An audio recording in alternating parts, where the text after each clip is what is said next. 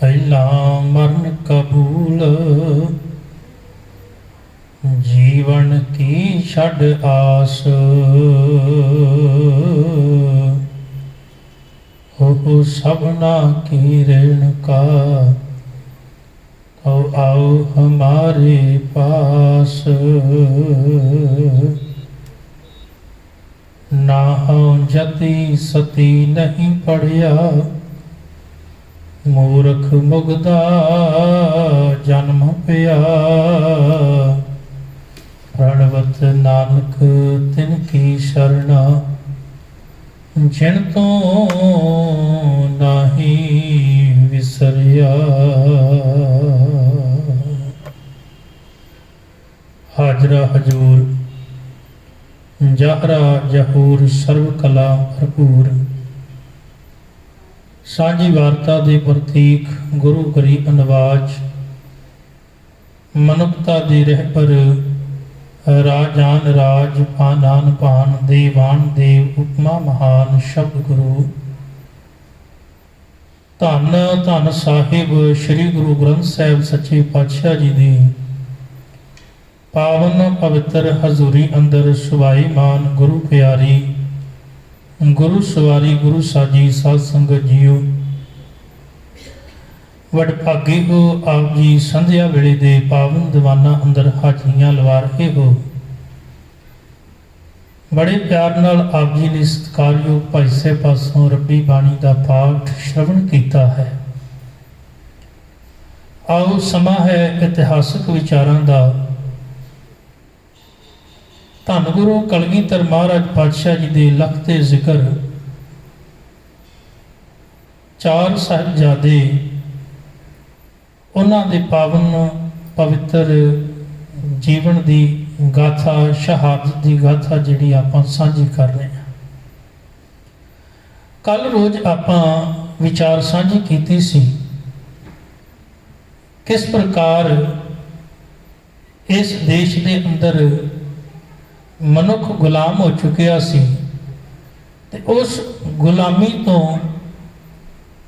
गुरु साहबाना ने समय समय ते प्रेरणा दे के, उपदेश दे के ते अपने महान कीमती बोलों राही उन्होंने गुलामी का पहला एहसास करवाया, फिर उन्होंने गुलामी दियां जड़ां नूं पुट्टण वास्ते उन्हां अंदर एक ताकत भरी ते उन्होंने इस लायक बनाया कि वह जुल्म के खिलाफ, जालम के खिलाफ आवाज़ चुक सकन।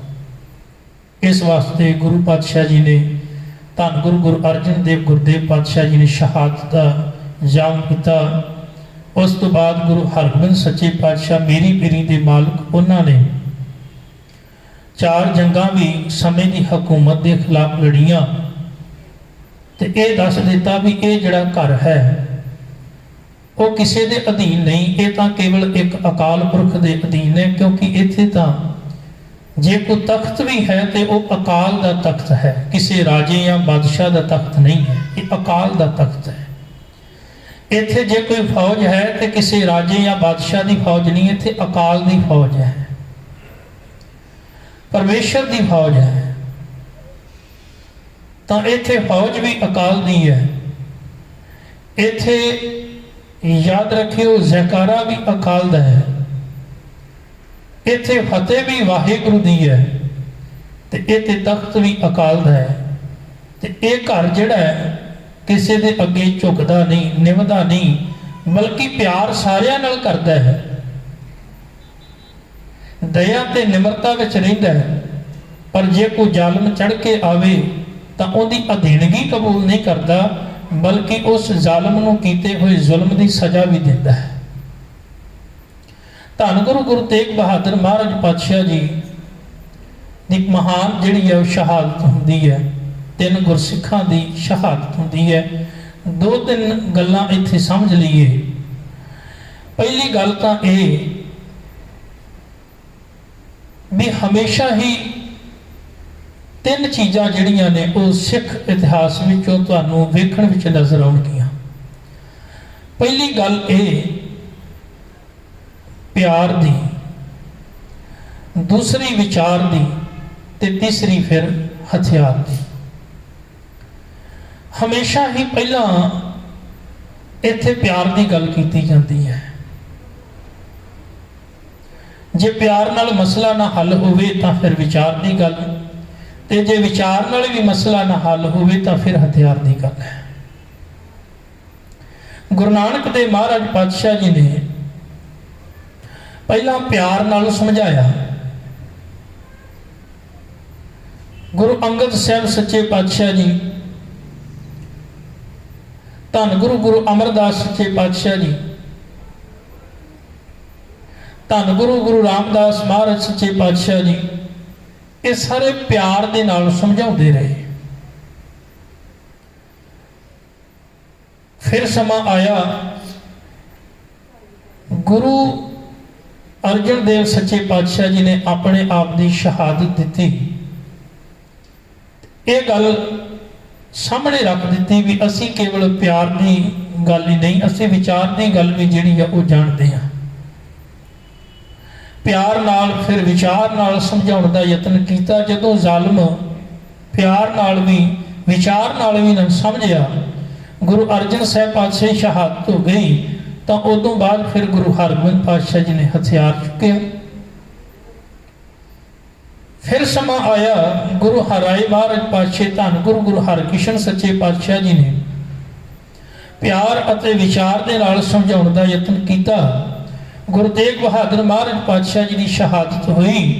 उस तो बाद फिर कलगीधर महाराज पातशाह जी ने हथियार चुकया, ताकि जुल्म नूं खत्म किया जा सके, जालिम नूं ठल पाई जा सके।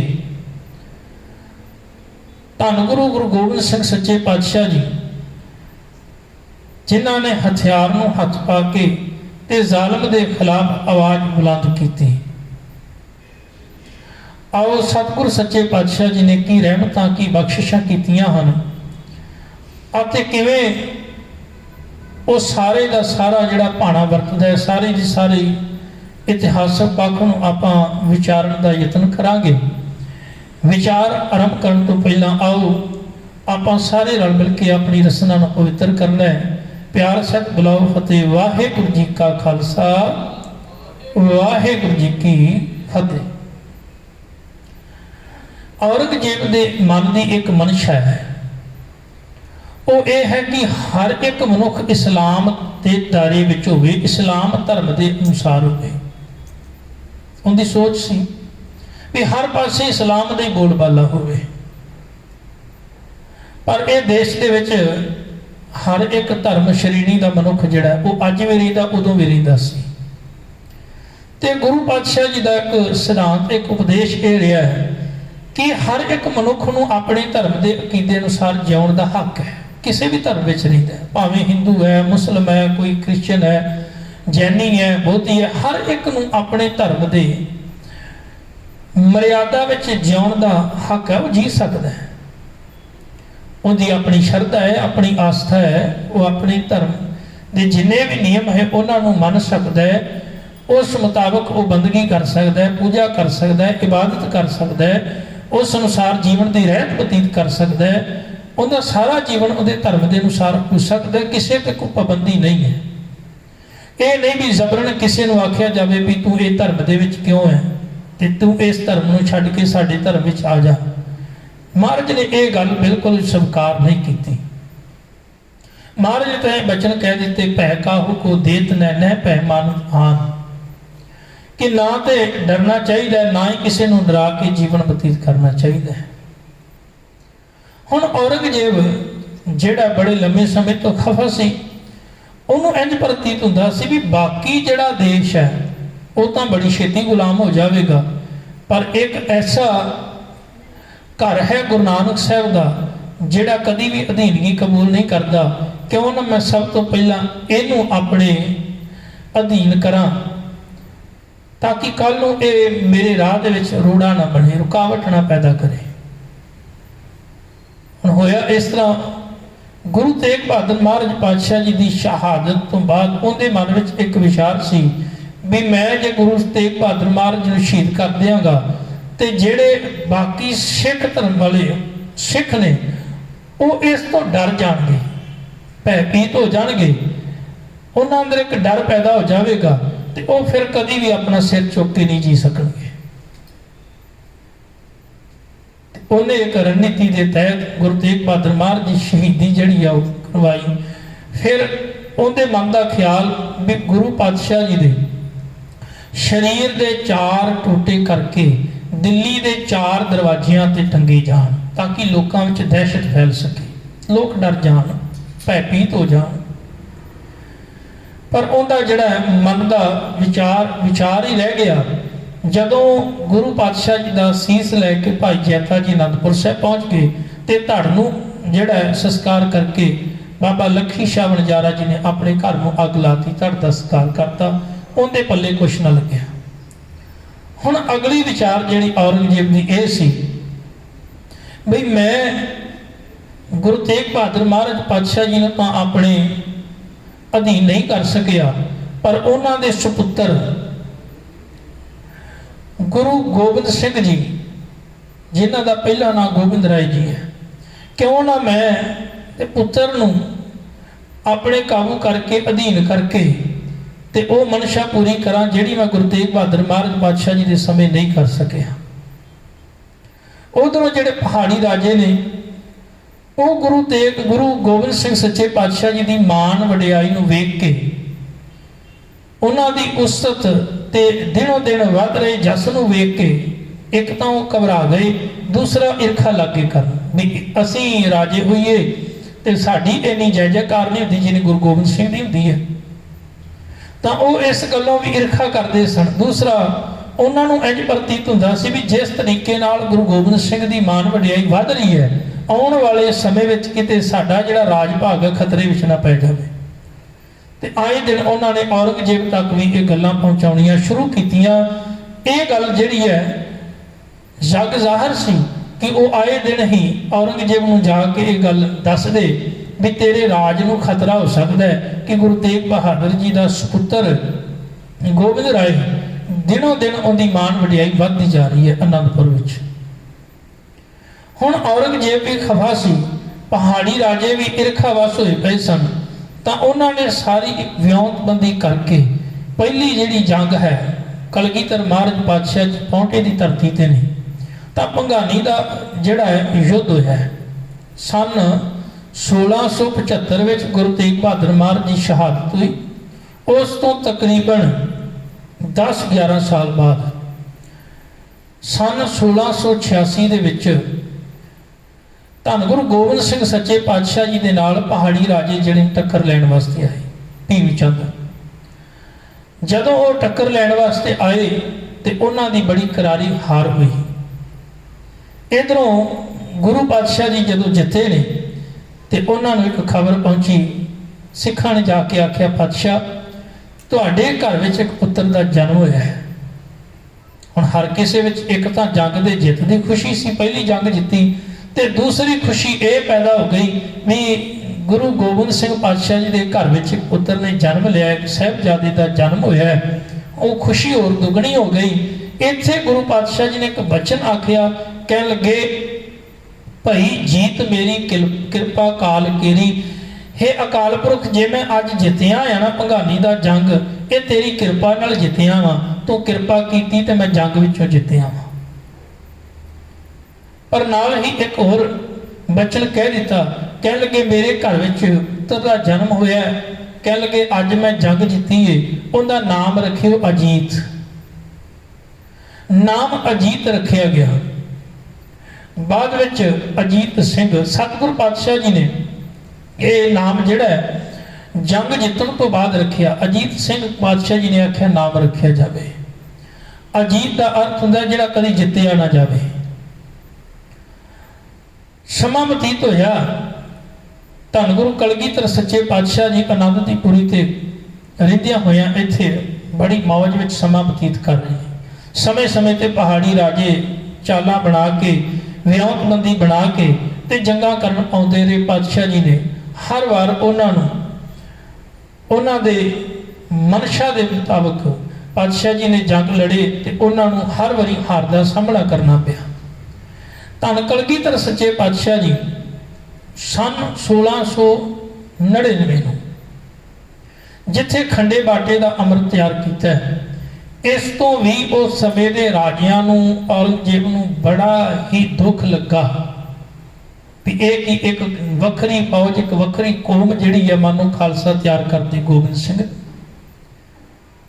पर इस दरम्यान धन गुरु कलगीधर महाराज पातशाह जी के लखते जिक्र बाबा अजीत सिंह जी जिन्हां दा जन्म सन 1686 विच होया, बाबा जुझार सिंह जी जिन्हां दा जन्म सन 1690 विच होया, बाबा जोरावर सिंह इन्हां दा जन्म सन 1696 विच ते बाबा फतेह सिंह जी इन्हां दा जन्म जिहड़ा है सन 1699 विच होया।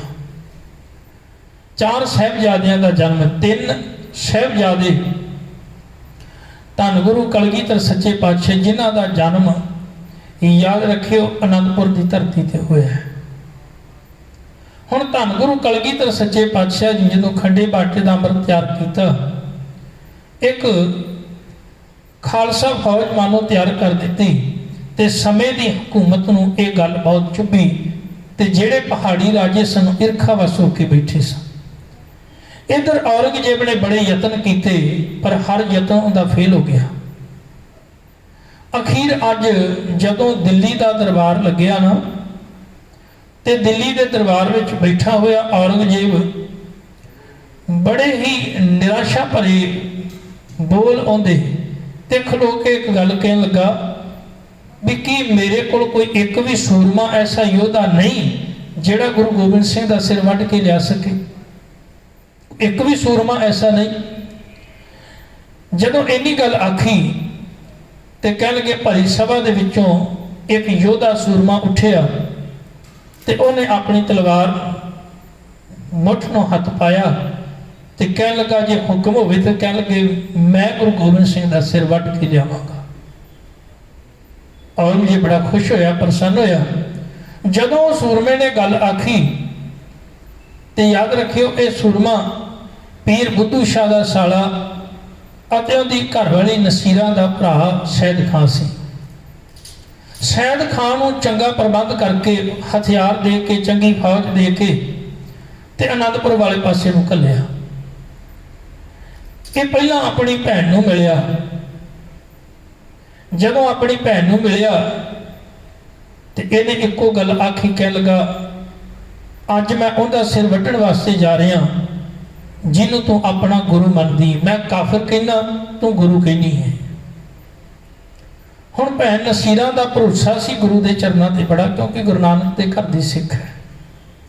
उन्हें केवल दो ही बोल उत्थे आखे, एक बोल ये भी वेखी गुरु गोबिंद सिंह का सिर लाण चलिया किते अपना सिर न दे के आ जाए। दूसरी गल उन्हें एक अरदास की भी हे पातशाह मेरा भरा शायद ना समझे, उन्होंने समझ नहीं तेरी बख्शिश दी, तू कृपा करी मेरे भरा नूं मारी ना बल्कि उन्होंने इस संसार विचों तार देवी। हुण भैन ने अरदास की महाराज के चरणों में। जदों सैयद खान लड़न वास्ते मैदाने जंग विच कलगीधर महाराज पातशाह सामने आया ते गुरु पातशाह जी का तेज ताप जलाल वेख के ते जिहड़ा है सैयद खान वो गुरु गोबिंद सिंह पातशाह जी के चरणों का भौरा बन गया।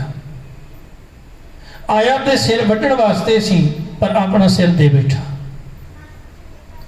कलगीधर महाराज पातशाह जी के चरण फड़ ले, मत्था टेकिया, कह लगा गुरुदेव मैं एक भुलेखा मन में पाल के शायद इत्थे आया सा कि मैं गुरु गोबिंद सिंह का सिर वढ़ के लियावांगा, पर मैनू नहीं सी पता भी जिसका मैं सिर वढ़ण चलिया वां वो को आम मनुख नहीं, वो को आम योद्धा नहीं, वो तो दीन दुनी का पातशाह है।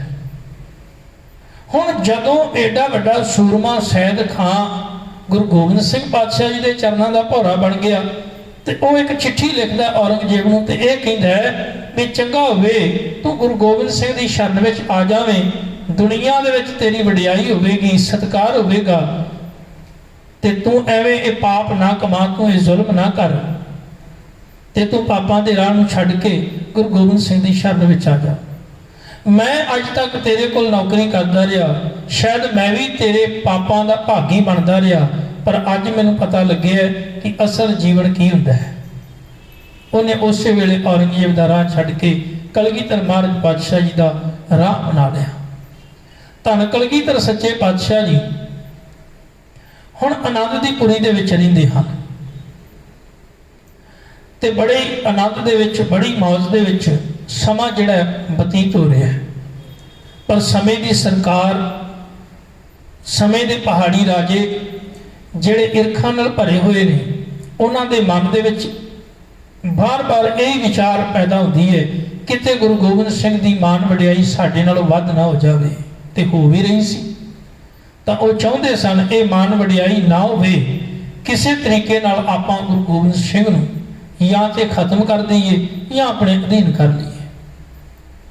औरंगजेब कोल भी ये गल्लां सारियां पहुंचियां ते अखीर औरंगजेब भी जिहड़ा है वो अपने मन की मनशा पूरी करने वास्ते एक भारी बल फौज जिहड़ी है वो भेजदा है। पहाड़ी राजे भी अपनी फौज लैके आउंदे। इधरों कलगीधर सच्चे पातशाह जी दे चारों पुत्र बाबा अजीत सिंह, बाबा जुझार सिंह, बाबा जोरावर सिंह अते बाबा फतेह सिंह, ये अपनी दादी के चरणों के विच बैठे हुए, दादी इन्हां नाल बड़ा प्यार ते लाड लड़ा रही है।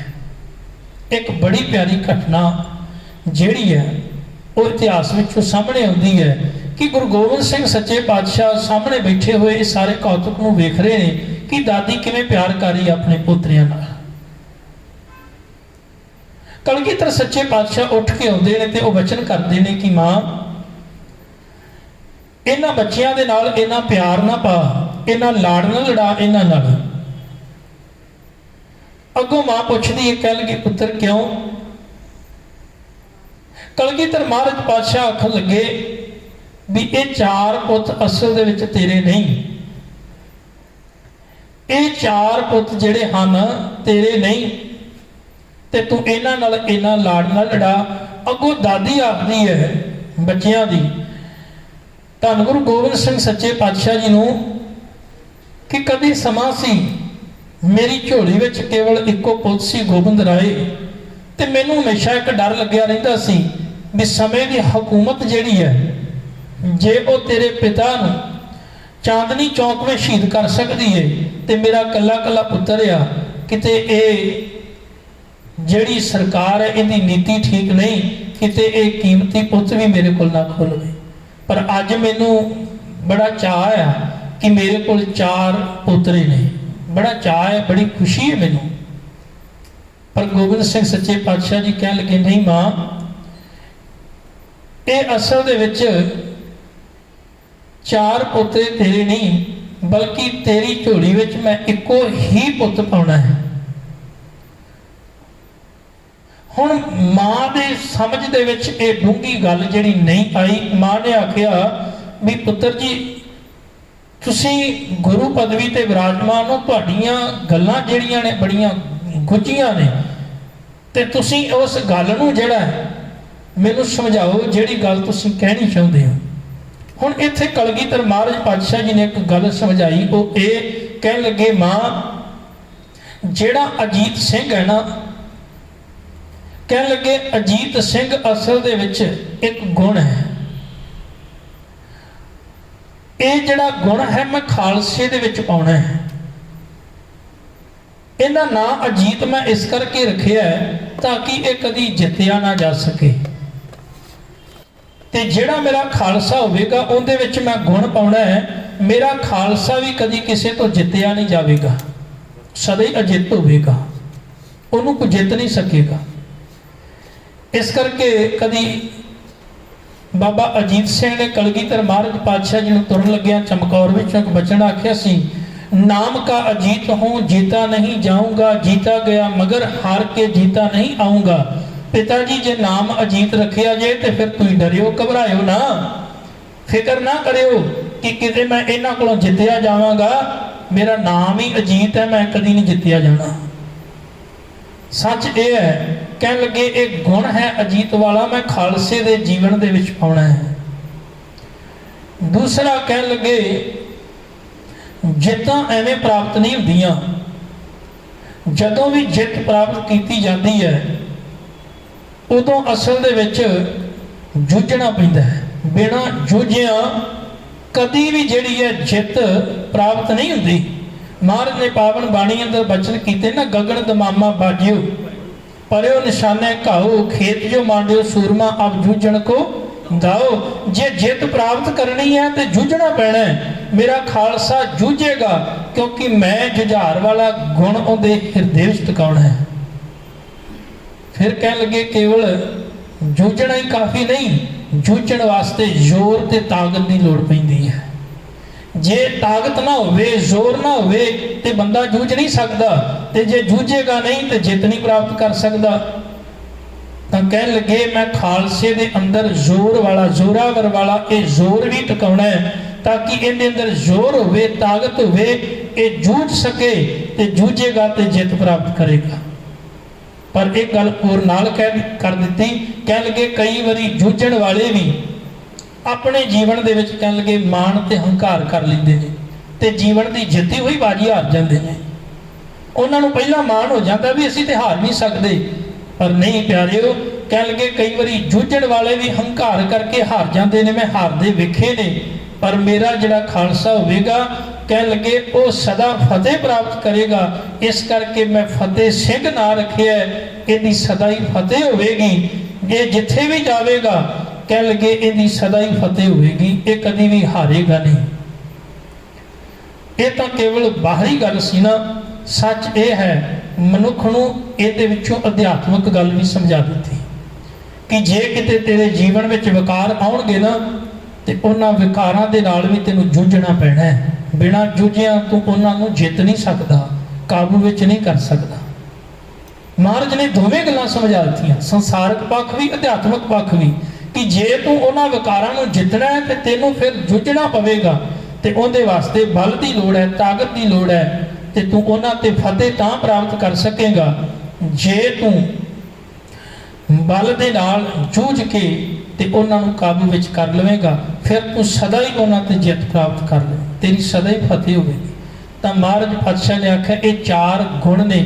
ਮੰਨ ਲਓ ਜਿਵੇਂ ਕਹਿਣ ਲੱਗੇ ਨਾਰੀਅਲ ਹੁੰਦਾ ਨਾ, ਤੇ ਨਾਰੀਅਲ ਦੇ ਉੱਤੋਂ ਛਿੱਲੜ ਲਾ ਕੇ ਤੇ ਵਿਚਲੀ ਗਿਰੀ ਨੂੰ ਖਾ ਲਿਆ ਜਾਂਦਾ ਹੈ। ਕਹਿਣ ਲੱਗੇ ਇਹ ਚਾਰ ਸਰੀਰ ਨੇ, ਇਹ ਤਾਂ ਮਾਨੋ ਉਹ ਨਾਰੀਅਲ ਦੇ ਅਸਲ ਦੇ ਵਿੱਚ ਛਿੱਲੜ ਨੇ ਜਿਹੜੇ ਆਖਰ ਇੱਕ ਦਿਨ ਲੈ ਜਾਣੇ ਨੇ, ਪਰ ਇਹਨਾਂ ਦੇ ਅੰਦਰ ਵਾਲਾ ਉਹ ਤਤ ਗੁਣ ਜਿਹੜਾ ਹੈ ਉਹ ਮੈਂ ਖਾਲਸੇ ਦੇ ਮੁਖ ਵਿੱਚ ਪਾਉਣਾ ਹੈ। ਕਲਗੀਧਰ ਮਹਾਰਾਜ ਪਾਤਸ਼ਾਹ ਜੀ ਨੇ ਇਹ ਪਹਿਲਾਂ ਹੀ ਪਾਵਨ ਬਚਨ ਕਰ ਦਿੱਤੇ ਤੇ ਉਹਨਾਂ ਦੀ ਦੂਰ ਅੰਦੇਸ਼ੀ ਉਹਨਾਂ ਨੂੰ ਪਤਾ ਸੀ ਵੀ ਆਉਣ ਵਾਲੇ ਸਮੇਂ ਦੇ ਵਿੱਚ ਇੱਕ ਸਮਾਂ ਐਸਾ ਵੀ ਆਉਣਾ ਹੈ ਕਿ ਇਹ ਚਾਰ ਪੁੱਤ ਜਿਹੜੇ ਹਨ ਮੈਨੂੰ ਕੁਰਬਾਨ ਵੀ ਕਰਨੇ ਪੈਣੇ ਖਾਲਸੇ ਤੋਂ। ਧੰਨ ਗੁਰੂ ਕਲਗੀਧਰ ਸੱਚੇ ਪਾਤਸ਼ਾਹ ਜੀ ਨੇ ਕੀ ਰਹਿਮਤਾਂ ਕੀ ਬਖਸ਼ਿਸ਼ਾਂ ਕੀਤੀਆਂ ਇਸ ਆਨੰਦ ਦੀ ਪੁਰੀ ਦੇ ਵਿੱਚ। ਬਹੁਤ ਲੰਮੇਰਾ ਸਮਾਂ ਸਤਿਗੁਰੂ ਪਾਤਸ਼ਾਹ ਜੀ ਨੇ ਕੱਢਿਆ। ਉਹ ਹਾਲਾਤ ਉਹ ਸਮਾਂ ਕਿਹੋ ਜਿਹਾ ਸੀ, ਗੁਰੂ ਕਿਰਪਾ ਕਰਨ। ਕੱਲ ਆਪਾਂ ਯਤਨ ਕਰਾਂਗੇ ਸਵੇਰ ਦੇ ਦੀਵਾਨਾਂ ਵਿੱਚ ਵਿਚਾਰ ਸਾਂਝੀ ਕਰਾਂਗੇ। ਕੱਲ ਦੇ ਦੀਵਾਨ ਜਿਹੜੇ ਹਨ ਤਕਰੀਬਨ 9:30 ਵਜੇ ਤੱਕ ਸੱਜਣੇ ਹਨ। ਸੋ ਸੰਗਤਾਂ ਨੂੰ ਬੇਨਤੀ ਹੈ ਆਪ ਜੀ ਨੇ ਕੱਲ ਸਵੇਰੇ ਵੀ ਹਾਜ਼ਰੀ ਭਰਨ ਦੇ ਯਤਨ ਕਰਨਾ ਹੈ। ਹੋਈਆਂ ਭੁੱਲਾਂ ਚੁੱਕਾਂ ਦੀ ਖਿਮਾ। ਵਾਹਿਗੁਰੂ ਜੀ ਕਾ ਖਾਲਸਾ, ਵਾਹਿਗੁਰੂ ਜੀ ਕੀ ਫਤਿਹ।